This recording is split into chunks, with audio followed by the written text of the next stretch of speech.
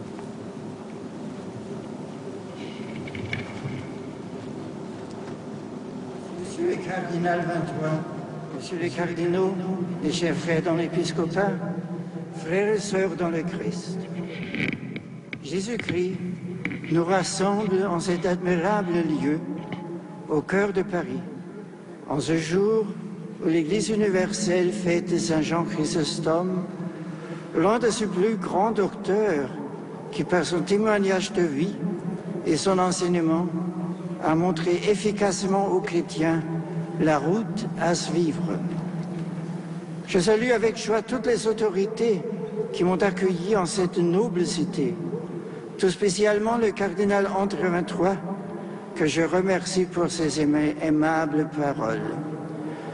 Je salue aussi tous les évêques, les prêtres, les diacres qui m'entourent pour la célébration du sacrifice du Christ. Je remercie toutes les personnalités, en particulier Monsieur le Premier ministre, qui ont tenu à être présents ici ce matin. Je les assure de ma prière fervente pour l'accomplissement de leur haute mission au service de leurs concitoyens. La première lettre de Saint Paul, adressée aux Corinthiens, nous fait découvrir, en cette année paulinienne qui est ouverte le 28 juin dernier, à quel point les conseils donnés par l'apôtre restent d'actualité.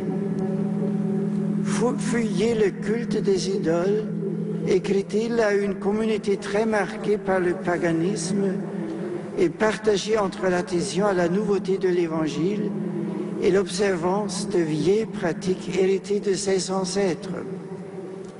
Fuir les idoles, cela voulait dire alors cesser d'honorer les divinités de l'Olympe et de leur offrir des sacrifices sanglants. Fuir les idoles, c'était se mettre à l'école des prophètes de l'Ancien Testament qui dénonçaient la tendance humaine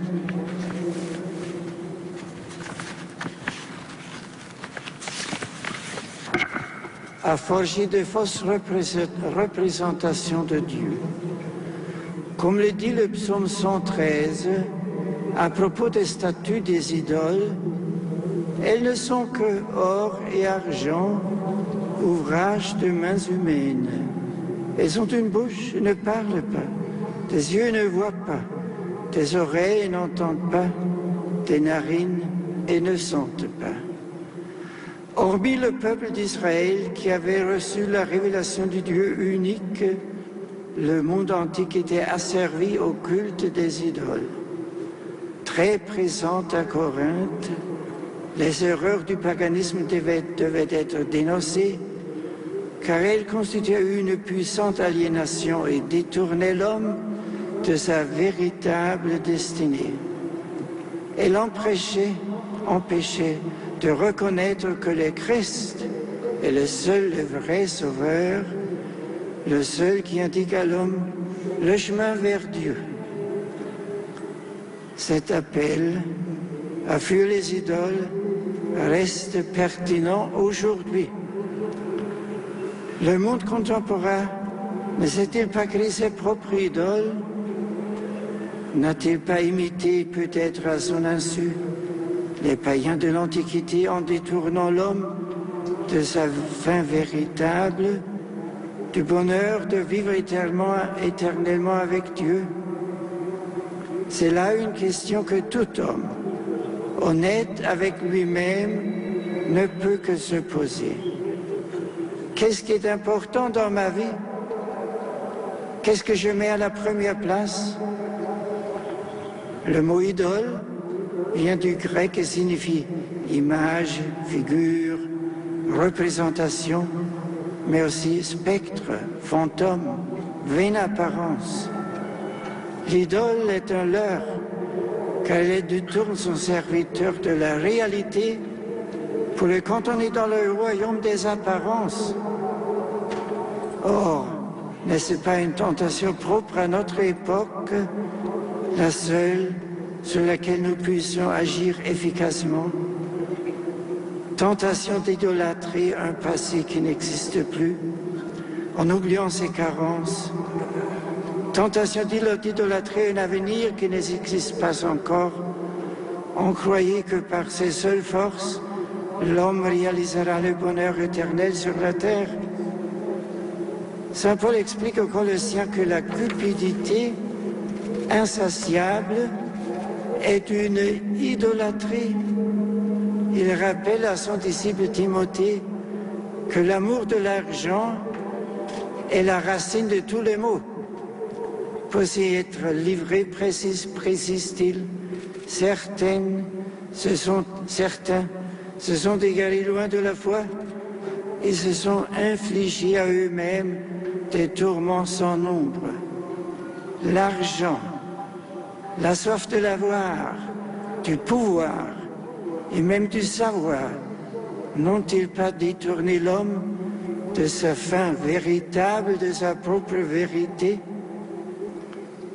Chers frères et sœurs, la question que nous pose la liturgie de ce jour trouve sa réponse dans cette même liturgie que nous avons héritée de nos pères dans la foi, et notamment de Saint Paul lui-même.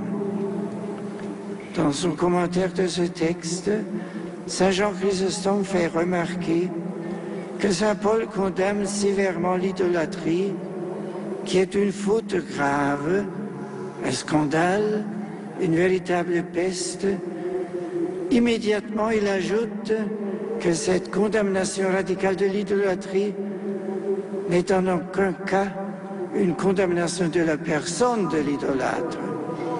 Jamais dans nos jugements, nous devons confondre le péché qui est inacceptable et le pécheur dont nous ne pouvons pas juger l'état de la conscience et qui de toute façon est toujours susceptible de conversion et de pardon. Saint Paul en appelle à la raison de ses lecteurs. Je vous parle comme à des gens réfléchis. Jugez vous-même de ce que je dis.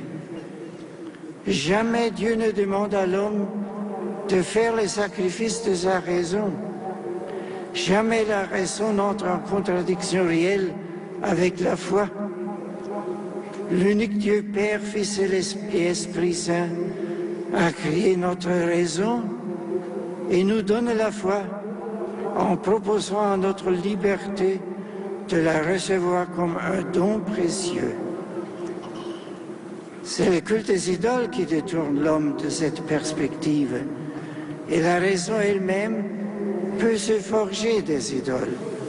Demandons donc à Dieu, qui nous voit et nous entend, de nous aider à nous purifier de toutes nos idoles pour accéder à la vérité de notre être, pour accéder à la vérité de son être infini.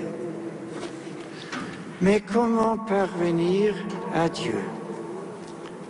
Comment parvenir à trouver ou retrouver celui que l'homme cherche au plus profond de lui-même, tout en l'oubliant si souvent? Saint Paul nous demande de faire usage non seulement de notre raison, mais surtout de notre foi pour le découvrir. Or, que nous dit la foi? Le pain que nous rompons est communion au corps de Christ.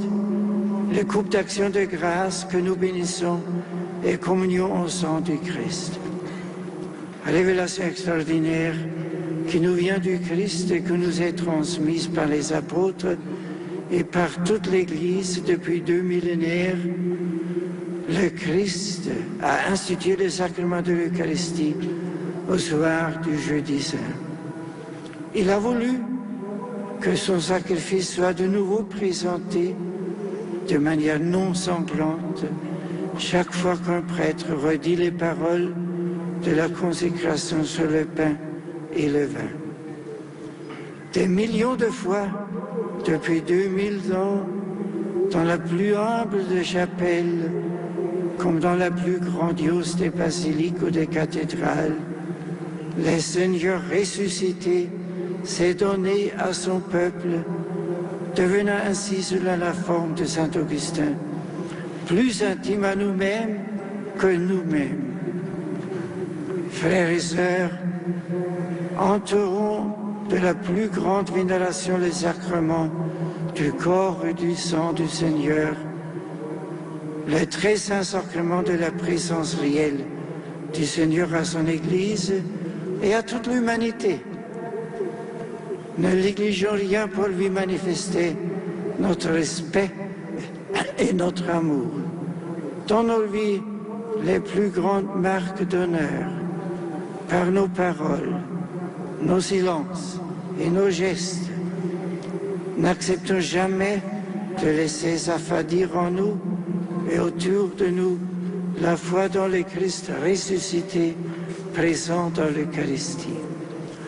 Comme le dit magnifiquement Saint Jean Chrysostome lui-même, passons en revue les ineffables bienfaits de Dieu et tous les biens dont il nous fait jouir lorsque nous lui offrons cette coupe, lorsque nous communions, lui rendant grâce d'avoir délivré le genre humain de l'erreur, d'avoir rapproché de lui ceux qui en étaient éloignés, d'avoir fait des désespérés et des athées de ce monde un peuple de frères, des cohéritiers du Fils de Dieu. En effet, poursuit-il, ce qui est dans la coupe, c'est pris coulé de son côté, et c'est à cela que nous participons. Il n'y a pas seulement participation et partage, il y a union, dit-il. La messe est le sacrifice d'action de grâce par excellence, celui qui nous permet d'unir notre propre action de grâce à celle du Sauveur, le Fils éternel du Père. En elle-même, la messe nous invite aussi à fuir les idoles, car saint Paul insiste, vous ne pouvez pas en même temps prendre part à la table du Seigneur et à celle des esprits mauvais. La messe nous invite à discerner ce qui en nous obéit l'Esprit de Dieu et ce qui en nous reste à l'écoute de l'esprit mal. Dans la messe, nous ne voulons appartenir qu'au Christ, où nous reprenons avec gratitude le cri du psalmiste « Comment rendre-je au Seigneur tout le bien qu'il m'a fait ?» Oui, comment rendre grâce au Seigneur pour la vie qu'il nous a donnée? Là encore, la réponse à la question du psalmiste se trouve dans le psaume lui-même, car la parole de Dieu répond miséricordieusement elle-même aux questions qu'elle pose. Comment rendre grâce au Seigneur pour tous les biens qu'il nous fait, sinon en se conformant en ses propres paroles? J'élèverai la coupe du salut, j'invoquerai le nom du Seigneur. Élever la coupe du salut et invoquer le nom du Seigneur, n'est-ce pas précisément les meilleurs moyens de fuir les idoles, comme nous le demande saint Paul? Chaque fois qu'une messe est célébrée, chaque fois que le Christ se rend sacramentellement présent dans son Église, c'est l'œuvre de notre salut qui s'accomplit. Célébrer l'Eucharistie signifie reconnaître que Dieu seul est en mesure de nous offrir le bonheur en plénitude, de nous enseigner les vraies valeurs, la valeur éternelle que ne connaîtrons jamais de couchant. Dieu est présent sur l'autel, mais il était aussi présent sur l'autel de notre cœur lorsqu'en communion, nous recevons dans le sacrement eucharistique. Lui seul nous apprend à fuir les idoles, mirages de la pensée. Or, chers frères et sœurs, qui peut élever la coupe du salut et invoquer le nom du Seigneur au nom du peuple de Dieu tout entier, sinon le prêtre ordonné dans ce but par l'évêque, ici chef fidèle de Paris et de la région parisienne, mais aussi vous tous qui êtes venus de la France entière et d'autres pays limitrophes. Permettez-moi de lancer un appel, confiant en la foi et en la générosité des jeunes qui s'y posent la question de la vocation religieuse et sacerdotale. N'ayez pas peur de donner votre vie au Christ. Rien ne remplacera jamais le ministère de prêtre au cœur de l'Église. Rien ne remplacera jamais une messe pour le salut du monde. Chers jeunes et moins jeunes qui m'écoutez, ne laissez pas l'appel du Christ sans réponse. Saint Jean Chrysostome, dans son traité sur le sacerdoce, a montré combien la réponse de l'homme pouvait être lente à venir. Cependant, il est l'exemple vivant de l'action de Dieu au cœur d'une liberté humaine qui se laisse façonner par sa grâce. Enfin, si nous reprenons les paroles que le Christ nous a laissées dans son évangile, nous verrons qu'il nous a lui-même appris à fuir l'idolâtrie en nous invitant à bâtir notre maison sur le roc. Et qui est ce roc, sinon lui-même? Nos pensées, nos paroles et nos actions n'acquièrent leur véritable dimension que si nous le référons au message de l'Évangile. Ce qui dit la bouche, c'est ce qui déborde du cœur. Lorsque nous parlons, cherchons-nous le bien de notre interlocuteur. Lorsque nous pensons, cherchons-nous à mettre notre pensée en accord avec la pensée de Dieu. Lorsque nous agissons, cherchons-nous à répandre l'amour qui nous fait vivre. Saint Jean Chrysostome dit encore, maintenant, si nous participons tous au même pain, et si tous nous devenons cette même substance, Pourquoi ne montrons-nous pas la même charité? Pourquoi, pour la même raison, ne devenons-nous pas un même tout unique? Ô homme, c'est le Christ qui est venu te chercher, toi qui étais si loin de lui, pour s'unir à toi. Et toi, tu ne veux pas t'unir à ton frère? L'espérance demeurera toujours la plus forte. L'Église, bâtie sur le roc du Christ, possède les promesses de la vie éternelle, non parce que ses membres seraient plus saints que tous les autres hommes, mais parce que le Christ a fait cette promesse à Pierre. Tu es Pierre, et sur cette pierre, je bâtirai mon Église, et la puissance de la mort ne l'emportera pas sur elle. Dans cette espérance indéfectible de la présence éternelle de Dieu à chacune de nos âmes, dans cette joie de savoir que le Christ est avec nous jusqu'à la fin du temps, dans cette force que l'Esprit donne à tous ceux, à toutes celles qui acceptent de se laisser saisir par lui, je vous confie, chers chrétiens de Paris et de France, l'action puissante et miséricordieuse du Dieu d'amour qui est mort pour nous sur la croix et ressuscité victorieusement au matin de Pâques. À tous les hommes de bonne volonté qui m'écoutent, je redis comme Saint Paul, fuis le culte des idoles, ne vous laissez pas de faire le bien. Que Dieu notre Père vous conduise à lui et fasse briller sur vous la splendeur de sa gloire.